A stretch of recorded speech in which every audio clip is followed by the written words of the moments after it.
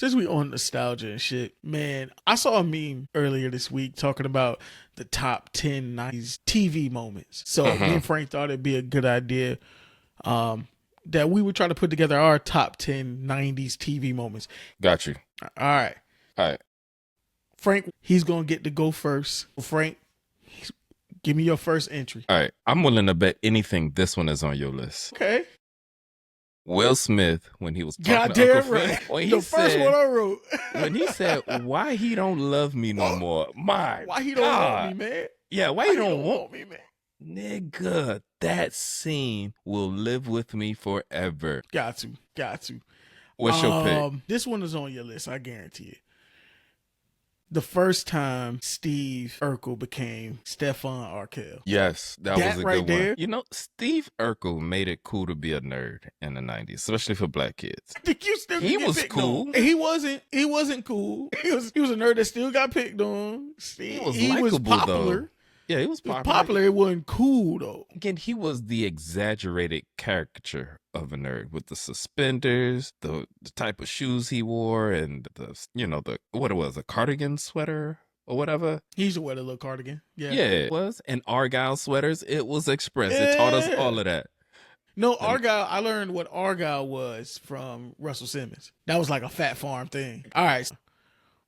What's your second entry, Frank? This is another one I think you're gonna have. Okay. Because out of all the TV families, if I had to pick one TV family that really represents the millennials and that we really grew up with, it has to be the Banks. We grew up with them. Like, we was familiar with the family from Good Times. We was familiar with, Family Matters, the Tanners, but I think we connected more with the Banks. And the day Will Smith cut the lights off for the last time, where he looked back at that empty living room and he hit the light switch. Put it on there. Now it's a staple. I didn't put it on there because I was trying to go to a different show. But I see where you going.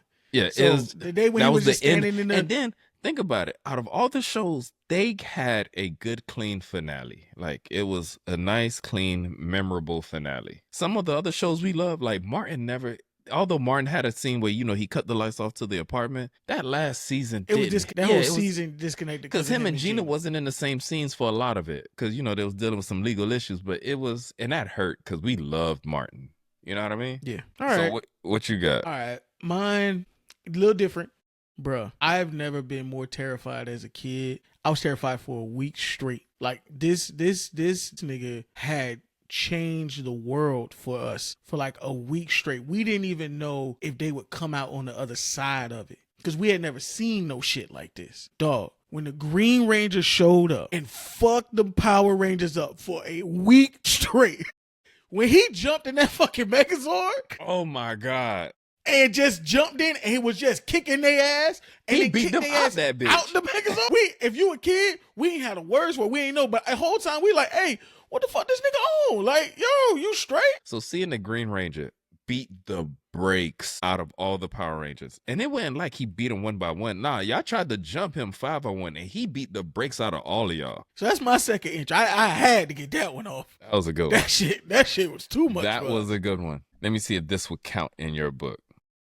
The OJ trial. It was a TV moment. It was definitely a TV moment.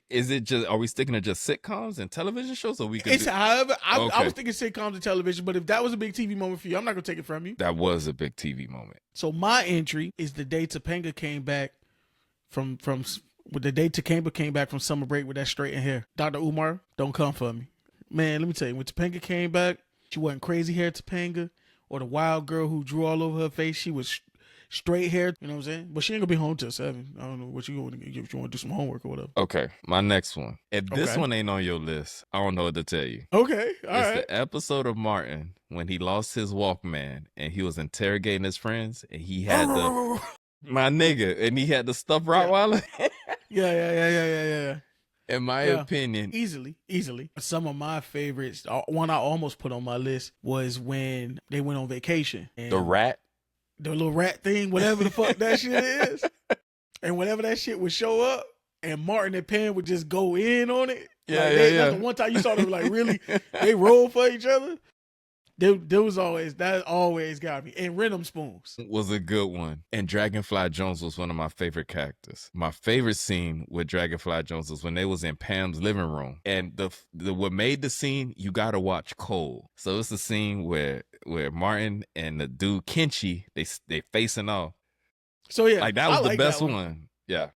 I like that one. I got one for you. Okay, I'm gonna go here. When Dwayne Wayne breaks up the wedding. Yes. To ask Whitley to marry him.